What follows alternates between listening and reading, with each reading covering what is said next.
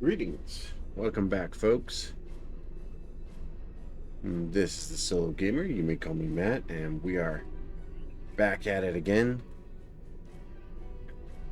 in Star Trek Online. And we're about to jump into the Peril over Pavo monthly event deal. This time, rocking up in my D Derridax cruiser. Now, in case you're wondering, the D Derridax is a Romulan heavy battle cruiser named for one of their apparently great generals. Not entirely sure about the details, but is what it is. It's a heavy-duty assault ship designed explicitly to do as much damage as possible.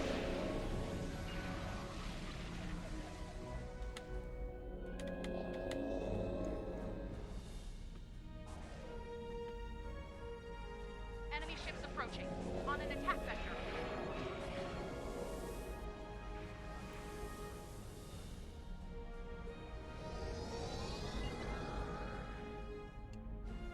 Yeah, let's get to it.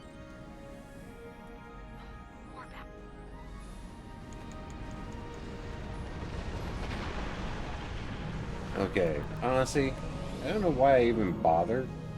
Because, like, this mission, especially with a full team, is just you absolutely obliterate everything in your path.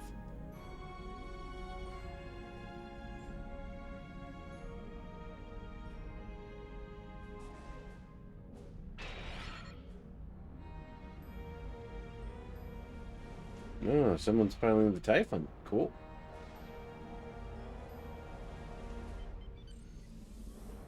Yeah.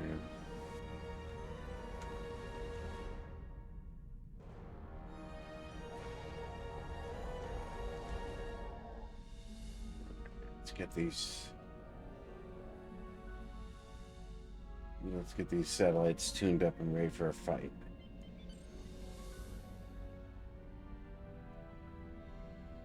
Now, this particular ship, the D Derridax, is a heavy cruiser, so when I say heavy, I mean it literally. Like, this thing is built to get in and throw hands, metaphorically speaking.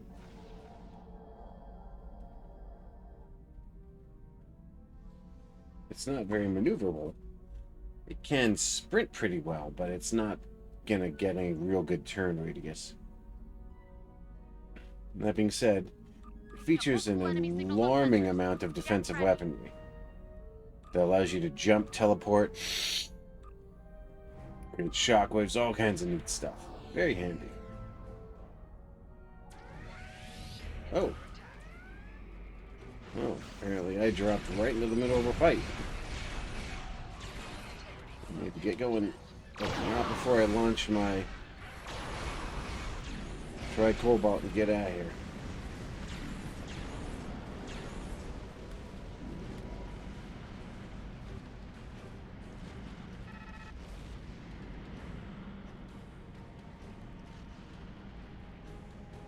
Yeah, see, like, these guys instantaneously shredded the entire enemy force. So, not a big deal.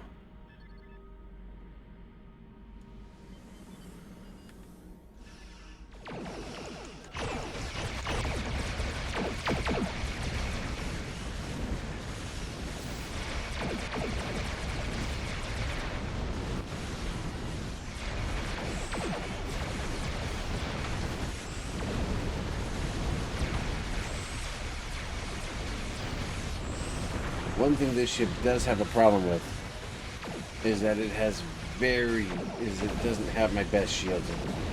So it's a bit of a glass cannon right now.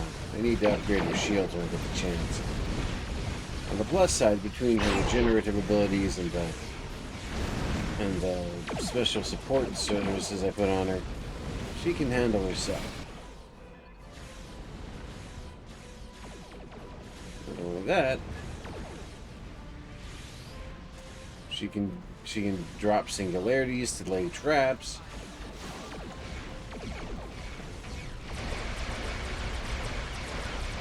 And turn around to lay out heavy duty firepower on top. Not my personal favorite for head-on conflict, but she does the job okay.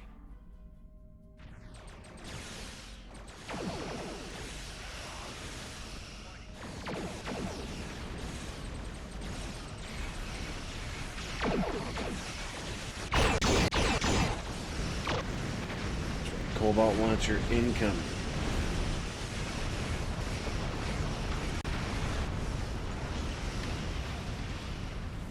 Instantaneous deletion of enemy targets.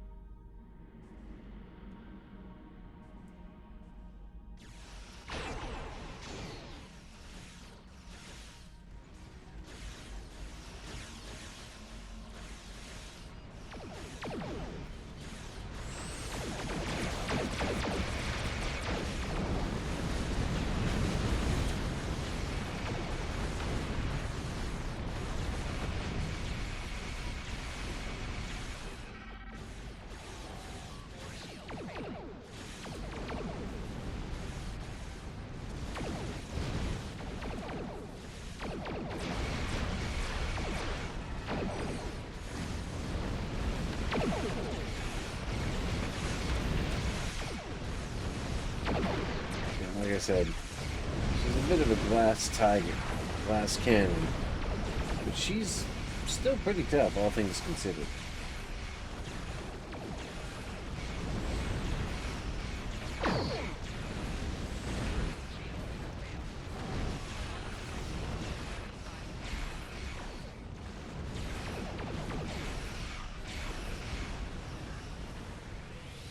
And of course, if things are getting a little bit too hectic, you can just cloak out.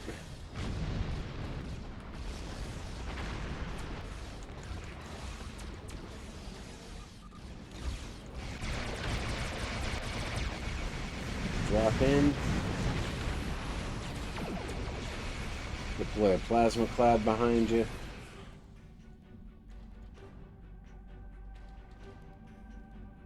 And come back around for another fight.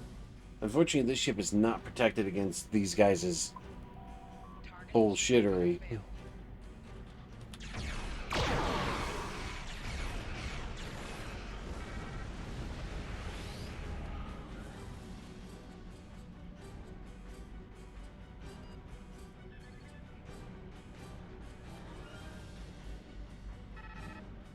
Satellite upgrades are now available.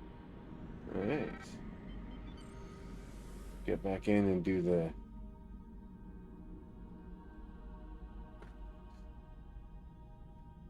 Get back in and set up a proper defense line. To be fair, she's not my favorite ship, but I do love her design. Like, the D-Dare decks just looks so bloody good. It's a shame I don't have her kitted out properly yet. I really would like to have her properly upgraded with full weapons and gear. She's got some decent armaments, but her shields are shit.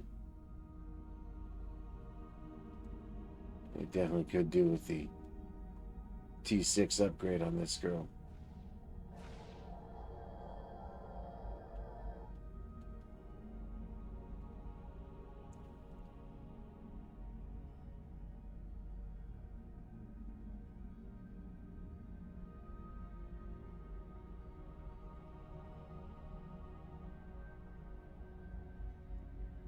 Be ready for the next fight.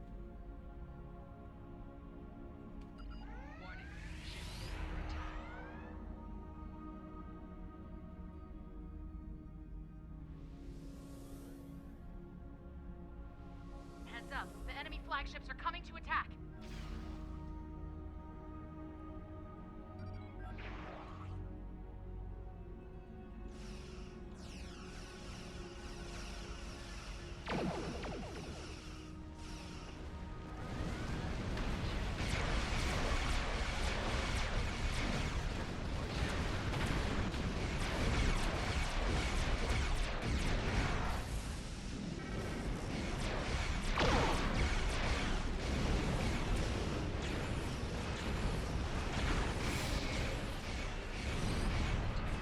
So now I've essentially turned that entire area into a death field. Because between the Singularity and the Tricobalt and the Plasma Cloud, everything there is now pain.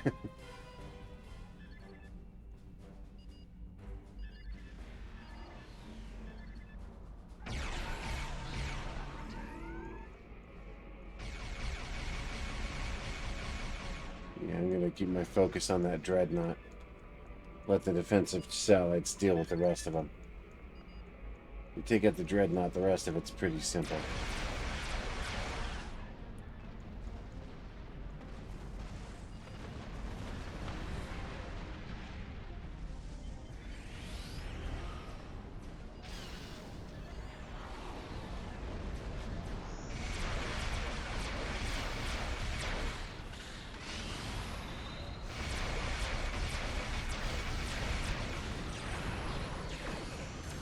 Shield generator gamma is at 75%. We're working on it. Calm your tits.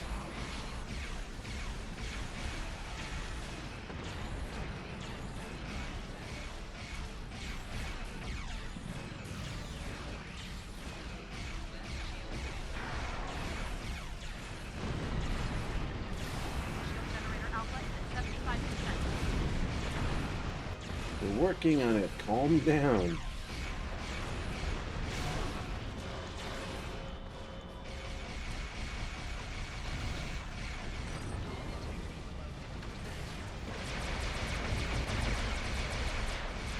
Generator beta is at 75%.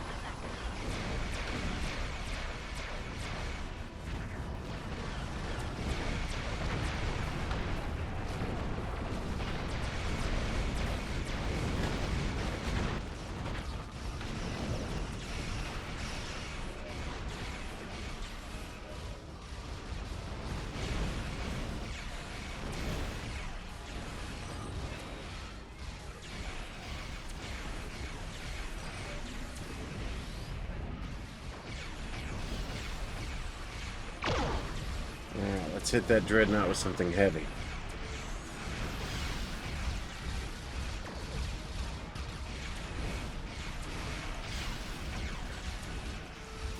Shield generator gamma is at 50%.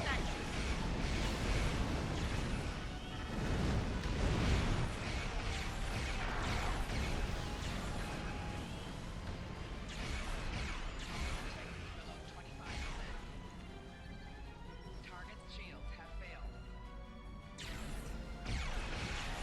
Their shields failing. I'm working on it, dang it. Like I said, I don't like this ship because it's just too slow. I love her design, love her look, I love how much firepower she can muster. But like, she's just way too slow to be practical for most missions. Where she absolutely excels is when you use her as a hit and run. Shield generator beta is at 50%.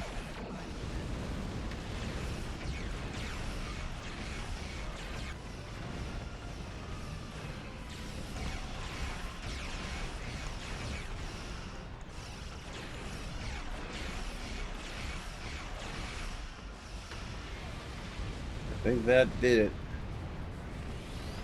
We gotta hold them off for 35 more seconds and then we're good.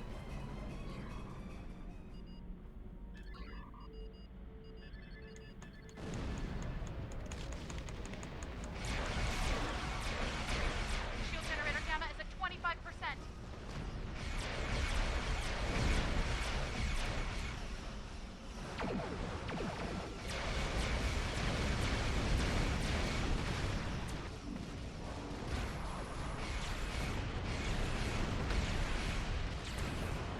Yes, you did it! You're leaving.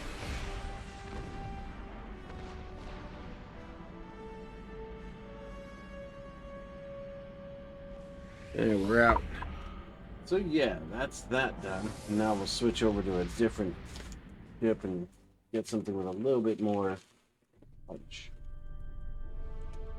Alright.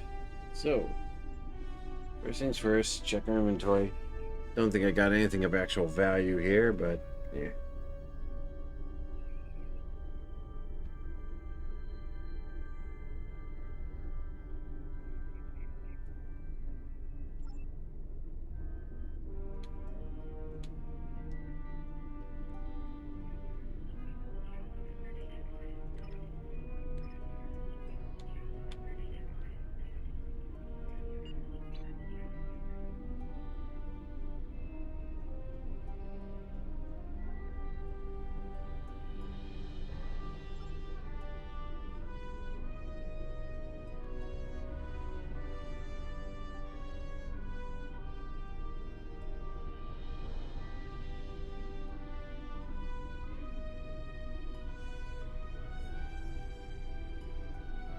Alright, let's change up the ship. Yeah, see, one of the problems this ship has is that I don't have her kitted out properly yet. Now, what do I have that I haven't shown properly?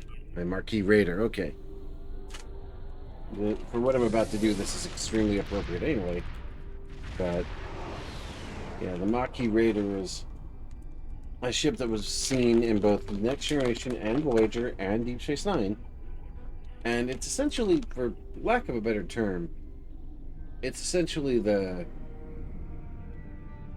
it's sort of almost like a fighter craft that isn't a fighter craft. It's small, it's maneuverable.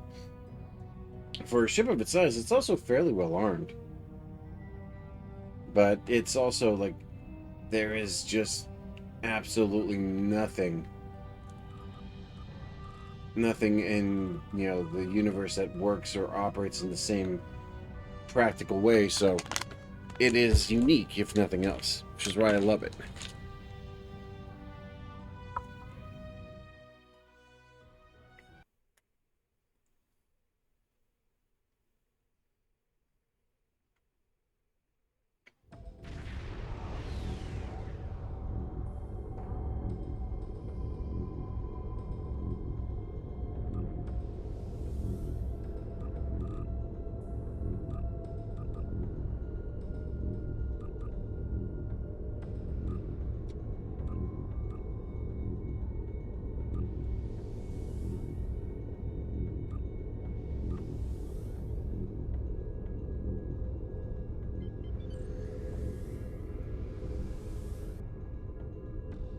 Welcome to the Badlands. Originally featured in the opening episode of Deep Space of Voyager, the Badlands are an incredibly unstable region of plasma storms, violent debris fields, devastated planetoids, and all other kinds of insane nightmare-level bullshit. Navigating them requires a fast, agile ship, packing a good engine and great maneuverability.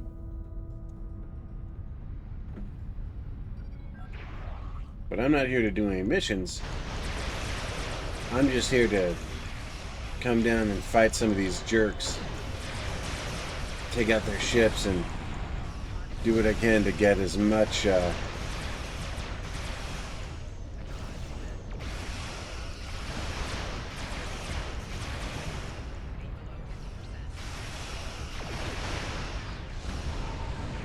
do what I can to get a 5-kill streak and then move on.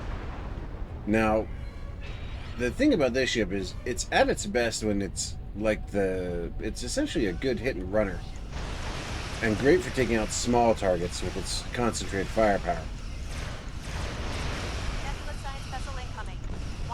It is not good for fighting larger vessels, where it's at disadvantage against their heavier weapons and stronger shields. Now, when properly kitted out, she can handle herself okay, but as you can see, if caught unaware or caught in a crossfire, she gets torn to pieces because she's just not as heavily armed or shielded as a larger vessel would be.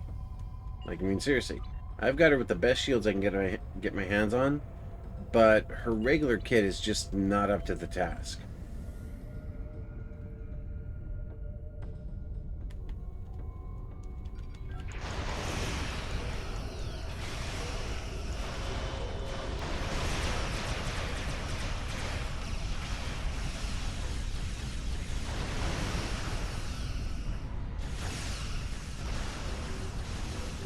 I need to change ships on this. She is not built for this kind of fight. This is not a fight in which she would excel at.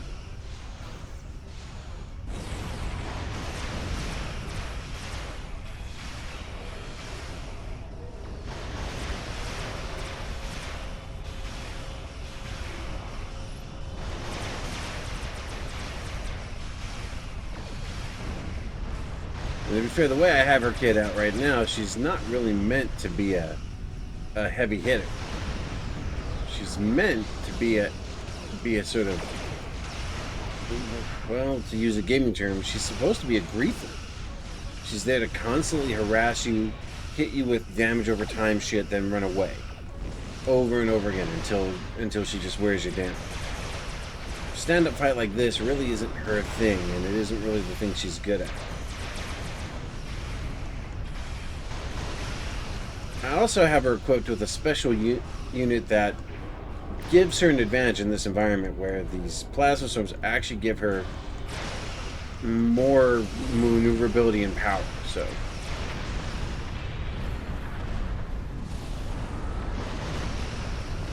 Gotta get one more ship out of the way and then I'm out.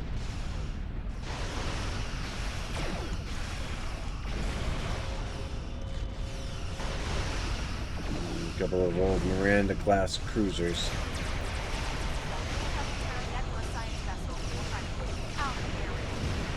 Alright, I'm out.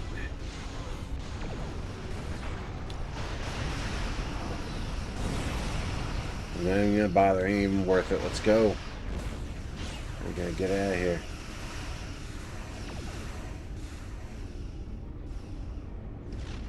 One thing about this ship is, just by her nature, she's fast. So if you can get enough speed, you can get out of distance, get out of range, and just keep going.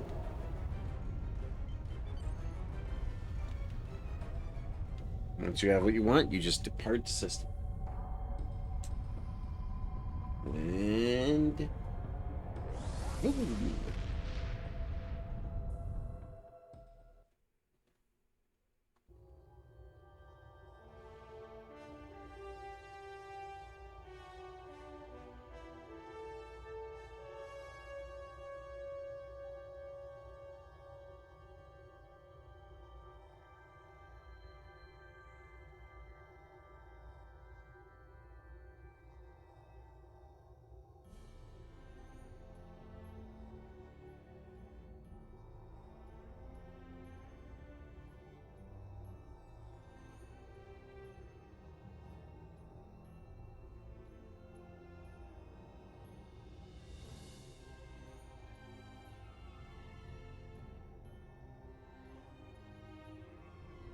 So, I think we got time for just one more excursion. Let's pull up the Maelstrom and go do a deep space encounter real quick.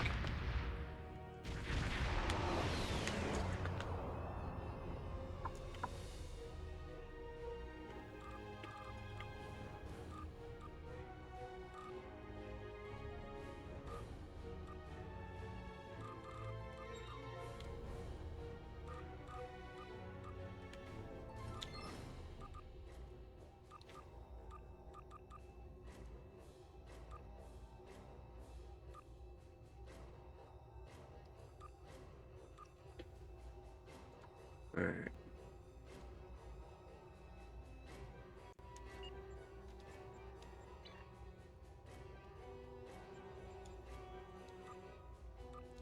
Let's transwarp to the Beta Quadrant, see if we can find a deep space operation to run there.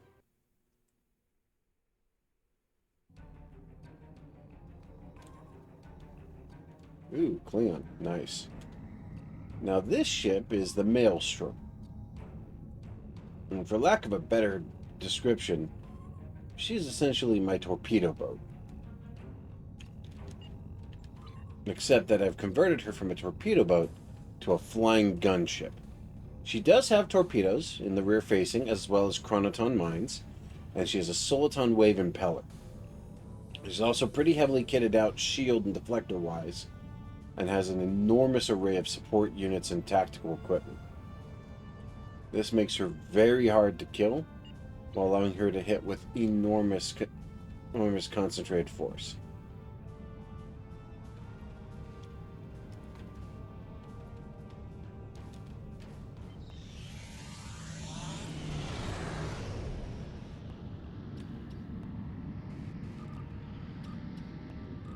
And I've got most of her special equipment rigged up to automatically go off whenever she's meets certain criteria. But the main purpose of this unit is to essentially be a massive flying problem for anything that closes distance on it. She's heavily armed, she hits hard, she has good shields, and she can maneuver pretty well for a ship of her design. Plus, the Chronoton torpedoes mean that it's hard for you to fight her when you're too busy running from the torps themselves. Very handy.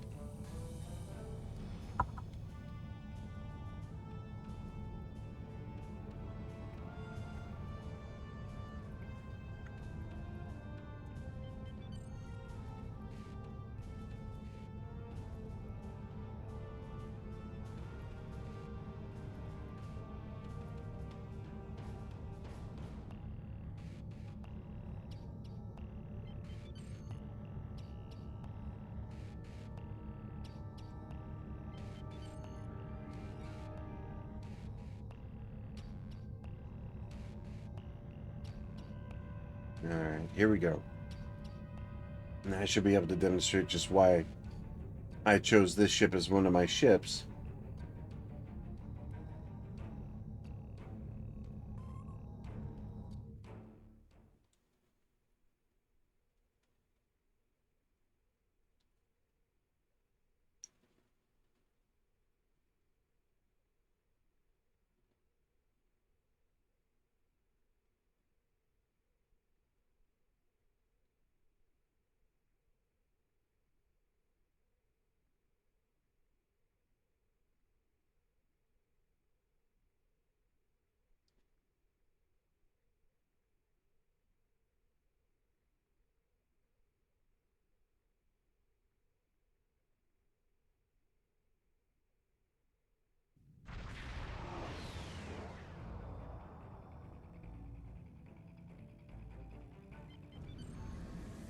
There we go.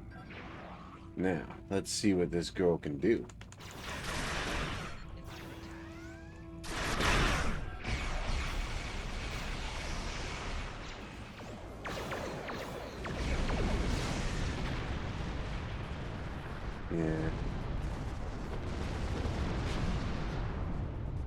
Yeah, the whole philosophy with her is that I essentially turn battlefields into nightmares by creating a sort of non-stop, replicating minefield that always damages everything that's coming at me. Between it, the mobile torpedo platform, and everything else, I can hold my own against just about anything with this ship, so long as I don't get pinned down under crossfire. Despite the good shielding, she'll still fall to pieces if she gets caught in a large-scale barrage or heavy-duty laser phaser disruptor fire. She's tough,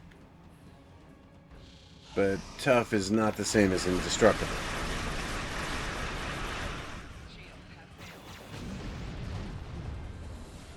That being said, even at higher difficulties, this ship will usually one or two barrage most anything that isn't a dreadnought level threat. And she has a variety of firepower.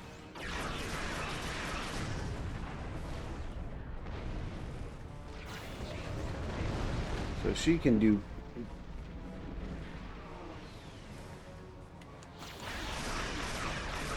So she can do whatever she needs to get the job done. Also, to be fair, that Soliton Wave Impeller is a powerhouse. And while these guys aren't exactly high-level threats, even against strong opponents, that thing does nuts levels of damage.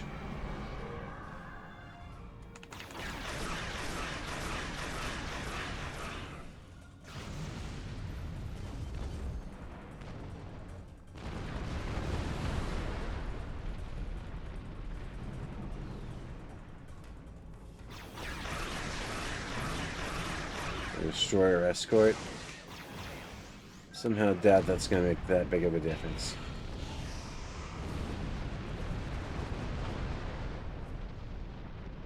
That being said, I am going to get a ton of goodies from this fight.